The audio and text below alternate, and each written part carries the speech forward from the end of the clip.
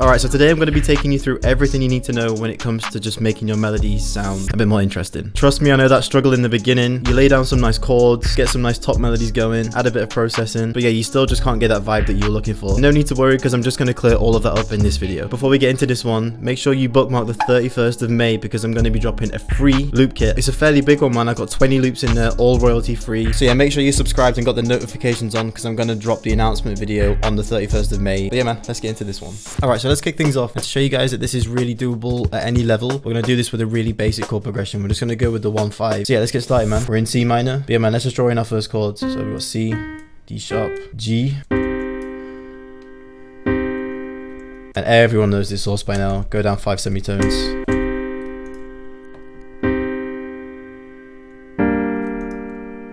Alright, so that's the basic chords. That's some of their bare form. You don't really want to leave them like this. You want to make it your own, you want to make it more unique. So the first thing you can do is play with the voicing. What I like to do is take the middle note of each chord, bring that up a whole octave, see what that sounds like. Okay, that's sounding a little bit better. We can also play with the voicing as well by just adding extra notes in through the octaves. We can fill out the high end a little bit, so we can draw in a couple of G's right there, put some D notes in this second section. Maybe keep the G's consistent.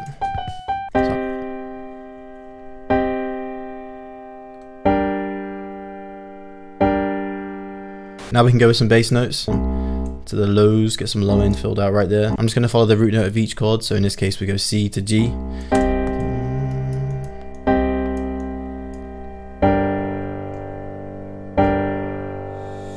Yep, now that I've got the main chords, I like to just offset them a little bit. And you can either do this by doing the strumming technique where you just press Alt and S. Brings up the strummizer, you can just do it that way. Preview it like that. But me personally, I like to just do this manually. It takes a little bit longer, but I just feel like I get a cool vibe from it. So all I do is highlight a certain key, hold shift, and I just use the scroll wheel on my mouse just to kind of offset some of these notes.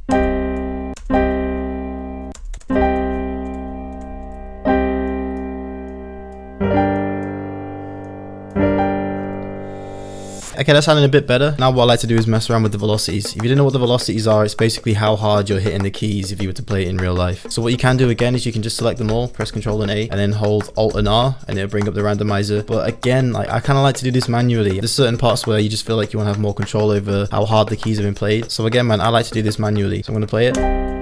Me personally, I think these high keys could be played a bit quieter. So I'm just going to highlight both of these, hold Alt and just scroll down a bit on them.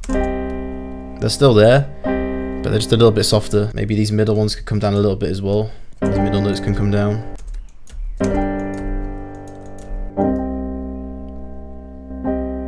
Nice. Yeah, that's nice. We've got a real nice soft piano kind of vibe now. Okay, the next thing I like to do is add some passing notes. These are just little notes that you put in between the chords that kind of allow each chord to kind of transition nicely. There's no real logic to it, but the only thing that I like to do is just make sure that I've got my passing notes kind of close to the chords that I've already got. So I'm going to come into here and I'm going to put in a note right here. See what that sounds like. Quieter. Nice. And then in here we can go like boom, boom, boom.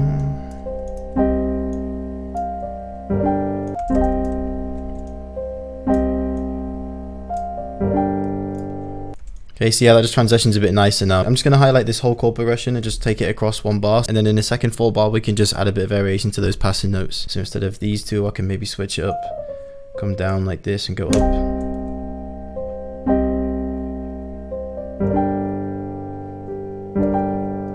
Nice. Now what I want to do is get some rhythm. We've got something that sounds cohesive, but there's no rhythm. So all I'm going to do right now is kind of do what I do with my guitars. I like to arpeggiate them, just give it a bit more rhythm. So all we're going to do is come back into the chords that we have and just offset them, put them on the downbeat, put them on the upbeat, and just really play with the bounce until we got something we're happy with. So yeah, man, let's go.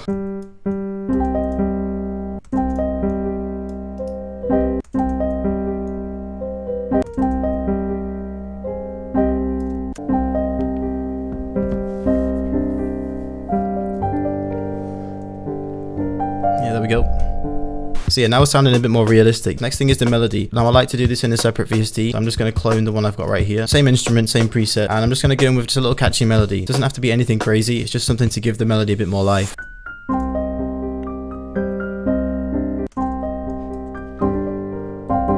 Something like that.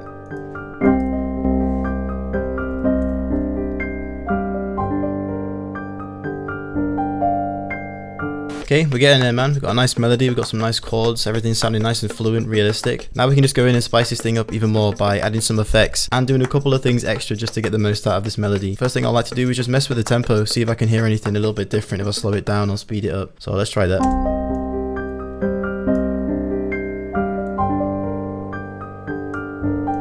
I think slower. Now another thing that I like to do before adding any effects is just messing with the pitch. So you can do this two ways. You can either just pitch the melody up in the MIDI manually, or the second way, and the way I like to do it, I just use a plugin called the Sound Shifter. It's by Waves. I don't know what they do with the algorithms in this, but the pitch shift on this just sounds a little bit different than just doing it manually.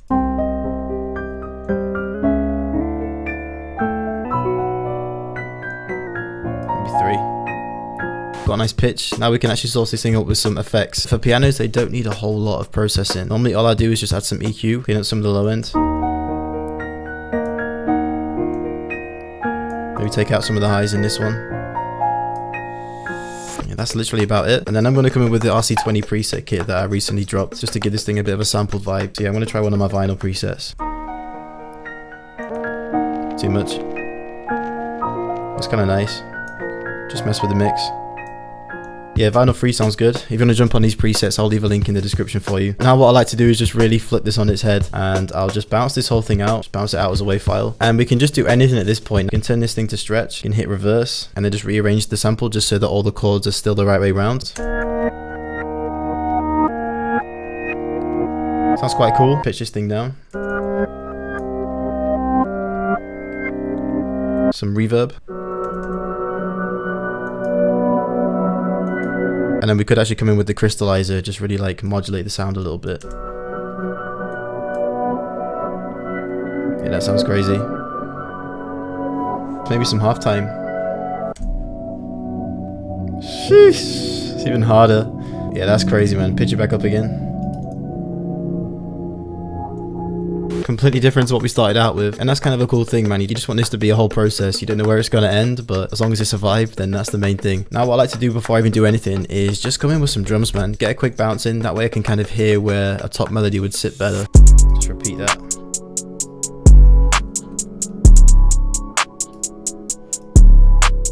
I know there's plenty of pockets that I can fill out now with some extra sounds. This is where sound selection kind of comes into it, so you want to make sure you're just working with some good one shots, some good VSTs.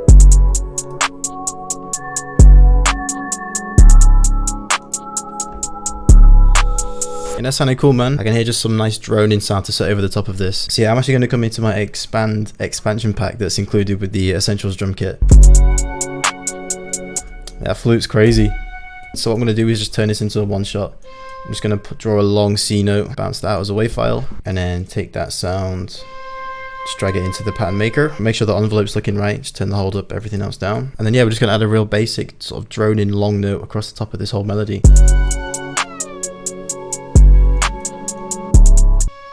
Yeah, just simple, just that, I think.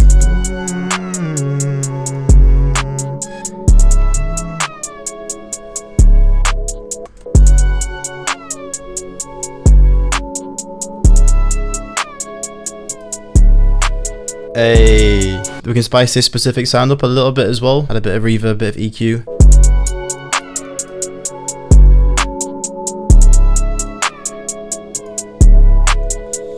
That's cool, man. And we can keep this thing super simple still. What we can do right now is take our original chords, use a different sound, like some kind of synthy sound, just to switch up the textures. So yeah, let's try that, man. Let's go with expand again.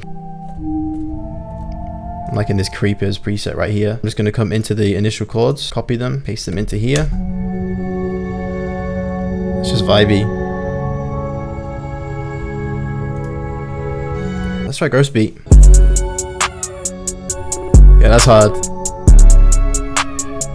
Got a nice rhythm to it. So I'm basically done with this loop. In terms of the arrangement, all I've done right here with this piano melody that we reversed earlier is knock it up a whole octave in this section. I just did that using the Sound Shifter by Waves. This one right here. Just knocked up by a full octave so that it just kind of switches up as the beat progresses. And yeah, we've got ourselves a really nice loop, man.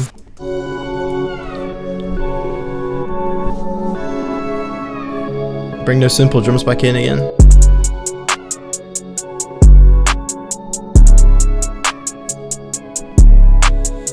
yeah, we got ourselves a vibe right there. So that's going to be it for today, man. I hope there was at least one thing in there that was helpful for you guys. Make sure you subscribe, because on the 31st I'm going to be dropping a free loop kit with loops as crazy as this one, plus a whole bunch more. But other than that, have a great day, and I'll see you in the next one.